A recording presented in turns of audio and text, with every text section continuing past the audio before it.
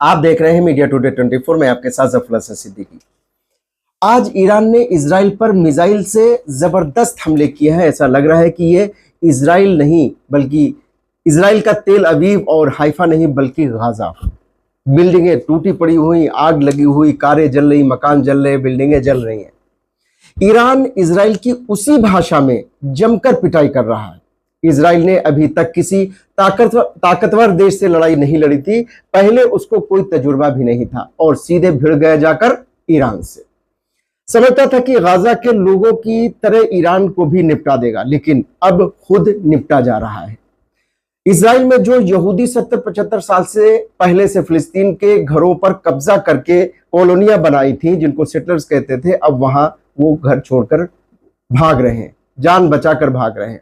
Israel ने अपने iron डोम का जो और मोसाद का जो भौकाल बनाकर दुनिया के सामने रखा था, वो भौकाल भी खत्म हो गया है।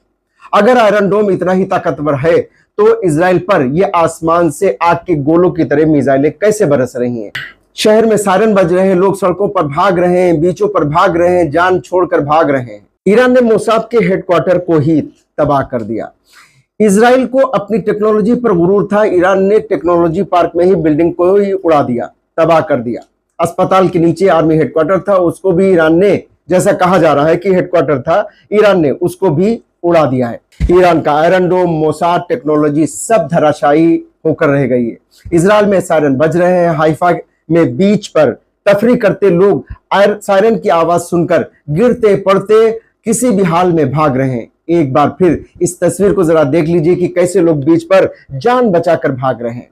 यहूदी जिनको पूरे यूरोप में कहीं रहने की जगह नहीं मिली थी, फिलिस्तीन ने 70-75 साल पहले अपने घरों में बसाया था। ये मेहमान बनकर आए थे और फिलिस्तीनियों को घरों से निकालकर उन पर कब्जा कर लिया था। आज ये सब कुछ छोड़कर कहीं दूसरे देश में जाने को तैयार है।